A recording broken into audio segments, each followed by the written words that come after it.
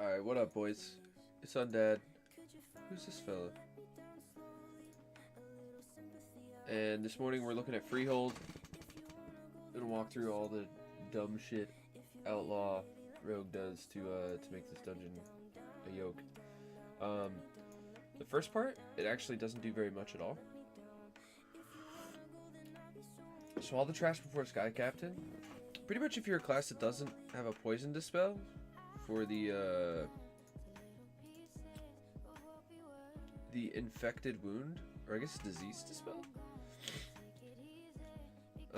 Yeah, disease dispel. You don't really do anything special here. There's not a lot of mobs that do anything. Outlaw has an advantage. The one spooky mob, I guess, for DPS would be the Enforcers and the Brutal Backhands, where they turn and just smack. And Outlaw has an easier time dealing with them than any other melee, because of their increased melee range through acrobatic strikes. Then you have bone saws that are 15-second cooldown kick. Any melee can handle everyone on each bone saw. For healing bulb. And other than that, this trash doesn't really do much, so there isn't much to do. So that's that. Sky Captain Crag. Until you get into like Giga Keys, Outlaw is pretty solid at Sky Captain Crag. Having Feint for the powder shots is pretty big. It does work. It works on the powder shots in the second phase. It does not work on the powder shots in the first phase. The first phase are targeted physical damage. Second phase is AoE fire damage. Just keep that in mind. You can also cloak the powder shots. And increased range allows you to position easier around him so that you don't get owned, basically. When you get into like really big keys, it starts to one-shot, and then if you're running for a warrior, you should be feinting every other powder shot, and then have your warrior safeguard you on the ones that you can't, assuming that the other classes in your group are better at surviving. Then we go over here. Oarsman, kick every 15 seconds. Any melee can handle that. Duelist, Outlaw is very good at Duelist. You can gouge on cooldown to get the dashes that stun anything it passed through. And those don't recast.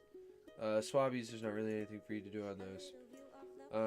And then in here, if it is the dog, Outlaw obviously is better than any other. The 3 events for Freehold. Rogue in general. Outlaw doesn't. Actually, Outlaw does get a bonus effect here that I'll explain in a second. So you run around with the dog while you're in stealth, and you get this event done. Now, if you don't pull this pack, like a lot of people will just pull these 2 shipmates from this pack rather than do these 3 mobs. If you don't pull this pack, you can still get the dog as Outlaw. You just have to. The reason why Outlaw is better at it is you have to use Vanish for it, and Vanish is much more of a DPS cooldown for. Oh, excuse me, boys. For assassination and subtlety. So you sap blind, cheap shot, or you can gouge. So you sap one, you blind one, you cheap shot one. Then you can loot the dog before the cheap shot's over. Then you vanish, and then you can unlock the cage. The cage is not in range, actually, of any mobs other than this pat, the rat pat. So you can open the cage. So that's, if you don't kill this, that's how you can handle that. Just remember, sap, blind, cheap shot, loot, vanish. Alright, now let's get down into where Outlaw is actually pretty good. Buccaneers. Cast going bananas. It says a 7-second cooldown, but that's not right. Why did Naga add cooldowns to this? If they ain't correct. And what is his white hat?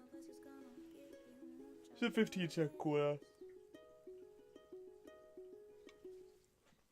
And can be stopped by stuns, incaps, gouge, blind. Gouge lines up with perfect. So like if you're pulling a pack and there's one boy in here, there's only one buccaneer, you can be like, yo, I got the bananas. Important thing to note, there's a cast time and then there's a channel time. So he'll cast going bananas. It's like a 2 or 3 second cast. And then when that cast finishes is when he starts actually going bananas. You have to wait until the initial cast finishes or else he will recast. So you wait till he actually starts spinning, then you gouge, and then he's done spinning until your gouge is back up. Brine Scales Frostbath Blast is on a 15-second cooldown, so you can kick every one of those. Between the Eyes is big here too, because a lot of times you want to just burn the casters. The casters are usually what own the tanks, right? Like typically in BFA dungeons, if there's a caster in a group, your tank is more scared of the caster than anything else. So Between the Eyes is big here. You do have to kick Frostblast, so don't try to stun Frostblast. Brutes don't really do anything for the brutes. Knife jugglers don't really do anything to anybody. But then we have scrappers. Where's the scrappers at? Scrappers. So blind rage. This is also on conveniently a 15-second cooldown. Refixates somebody and then just goes and owns them. He just melees them though, right? So there's a bunch of ways that you can handle scrappers as outlawed. Oftentimes you pull a pack like this. We have a lot of scrappers. You have 2 buccaneers, actually 3 buccaneers and 4 scrappers in this pack. And often you won't. Huh. You can get the scrappers without pulling the harpooners. Funnily enough, if you just tag the scrappers. But anyways, so say you get fixated by multiple, you vanish them off, right? So that means you just handled, what, 2 or 3 mobs in the pack? If you get fixated by multiple and you don't have vanish, you pop parry. And these guys will just, you have to make sure you're facing them, but they'll walk up to you and they just try to melee when they're blind rage. And as long as you have parry up, you're fine. You can also handle it with gouge every time. You can handle it with blind, and you can also stun them with Between the Eyes. So whenever you're fighting these mobs, you should be actively looking through the pack for blind rage casters, unless you've decided you're handling the 2 buccaneers, because you can handle both buccaneers as outlaw. You can save a Between the Eyes stun for one, and you can gouge the other. You can even handle all 3. If you have vanish available for cheap shot and blind, you can handle 2 rounds of all 3. Other classes with AoE stuns obviously can handle 1 set, but they're often staggered, so it makes it a little whack. So you're like control master on these pulls as outlaw. Like you should be blasting, but you should also be actively looking for blind rages and going bananas that are missed to take care of, so that everybody else can have a good time. The other mobs, harpooners, Between the Eyes is just very good for harpooners. Anytime they're stunned, they're not harpooning. It's probably scariest trash in the dungeon. And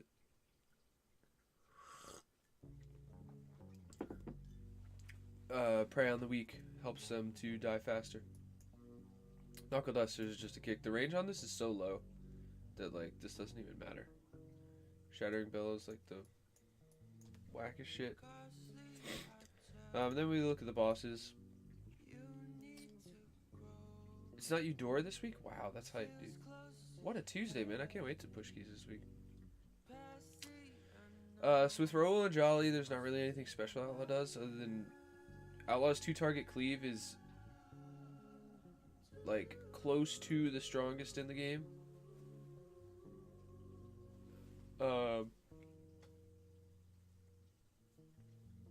Destruction Warlocks and other multi-daughters might be a little bit stronger, but it's definitely the strongest rogue spec. Assassination doesn't start getting nutty till much past 2 targets. But sustained 2 target for Outlaw? Nuts. Actually nuts. Now with Eudora, you're a big owner. You can vanish off powder shots. You can cloak grape shots, but usually you should have hook, so mobility is very easy. So powder shot is really what you're looking at here. You can choose to run elusiveness, and elusiveness will affect powder shot if you run it. Otherwise, it will not. However, you can just vanish it off mid-cast. So usually I'll take one powder shot, and then if I'm going to take one again, I'll say vanish if I'm going to take one before I'm topped again. Because usually if everybody just takes one in a row, it's pretty easy for the healer to keep up. But if somebody starts taking extra boys and dips extremely low after using personals and stuff, that's when the healer falls behind. So just keep an eye on your health basically while you're fighting Eudora, and if you take one and then your healer struggles to top you and you get targeted by the next one, vanish it off. Keeping CDR on this boss when it's Eudora weak is not a bad idea. I don't actively fish for it, but I will keep single true bearing oftentimes if it's Eudora tyrannical, just because the value of vanish is so high. There's no new trash over here. All this trash is the same. Crushers are just crushers. Increased range makes Outlaw probably the best melee at hanging out with crushers.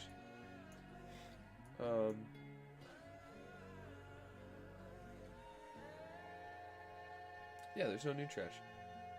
Outlaw has the advantage too. So say you have a small pack, or like you're almost done with a pack over here, right? While you're clearing up the second boss, or you're just whatever the hell you're doing over here. Actively be looking for moments to go start the RP. Especially if you don't have a druid healer. Oftentimes there's like packs that you don't need a healer for in here if your tank knows what he's doing. So your druid can go start RP. The Ring of Booty RP just by talking to the guy. But be actively on the lookout when you are in Freehold for moments where it makes sense for you to go start RP. Like if it's a small trash pack, or I don't know, the pack's almost dead. Just be looking for moments.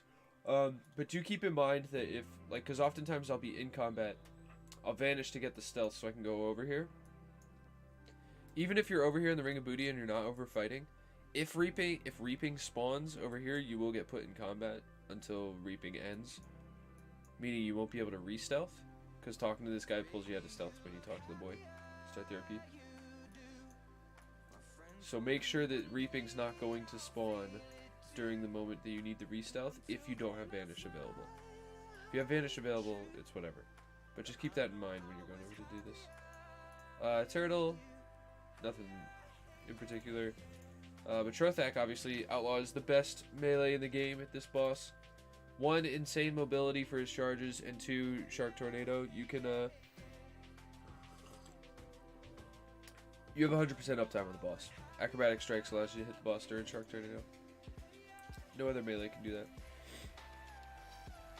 Then we move up here. Outlaw has crazy utility for this pack. So this is a pack gets you 26 count, which is 10% of the dungeon.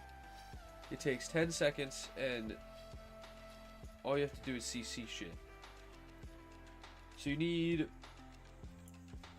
one other class that can CC, and then typically a Resto Druid. There's other ways you can do it, obviously, but as long as you have one other class, like say you have a Monk, I will sap Stormcaller, the Monk will paralyze this Ravager, and then I will walk through, or the Druid will walk through and he'll root the Ravager, right, in this pack, while these are CC'd. And as soon as the Ravager is rooted, I can sap blind any of the other two other than the Stormcaller. Or one of them should definitely be the Stormcaller, rather. Because you want one of these mobs to run up here. Because the way the Ravager works is he hits the 2 closest targets plus himself with Painful Motivation, and it just kills them. So you want to have a group of 3 and a group of 3. So you root the Ravager, you sap blind. Typically I'll sap blind the Stormcaller and the Oarsman. And then this sap is broken, the tank tags the Buccaneer comes in. So Buccaneer comes in, Stormcaller, Ravager, these 3 die. And then the Ravager over here is rooted while these are CC'd. The Ravager will still cast. And as long as somebody gets the tag on these before they die, you get all the count for all this shit. So a Sunfire is usually fine. Like the Druid's usually over here Sunfiring, but if you have to go forward and pistol shot, just be careful of the bonus damage Thundering the Squall from this beat. And then this is a good moment to Shroud also. Oh, also look for spots where shrouding into the Ring of Booty with your team is very useful. And obviously the shroud up here. I actually forgot all the shrouds in Rogue are so important. So you have shroud at the start, which I'm sure everybody knows this one. Yoink. Skip all that trash. Because a lot of this is inefficient. A lot of the later trash is just like more efficient in this dungeon. And then you want shroud into ring of booty. You can go around both sides. Sometimes you go around this way. Who knows, dude? And then once you clear out these packs, and make sure you're looking for distracts on the pad also to make sure these die. And then as soon as these die, you can shroud and go up to this point. Usually you don't clear this stuff. Sometimes you'll do these packs also and abuse the Ravager here. This dude has like the funniest haircut. I always think he's so weird looking. With that shroud. These packs aren't any different. The officer doesn't do anything you really need to handle. Buccaneers is just don't be in front of them, which you don't need to handle that. You can also you can stop everyone as Outlaw if you choose to. But it's such like an irrelevant mechanic. It's not often worth it. And that's it for Freehold. Freehold's a shorter one because there's not as much to do. But there's still a lot that Outlaw handles, especially on the packs with the Buccaneers and the Scrappers. So definitely keep an eye out for Buccaneers and Scrappers. I have them change colors, so Buccaneers are pink and Scrappers are white. So I can always see them in these packs, and I do that with KUI enemy colors. I change the color of nameplates, Buccaneers, Scrappers. I have many other mobs, but that's important to me in Freehold. Highly actually recommend that. Getting KUI nameplates and KUI enemy colors. If you don't have a nameplate add-on you're already comfortable with.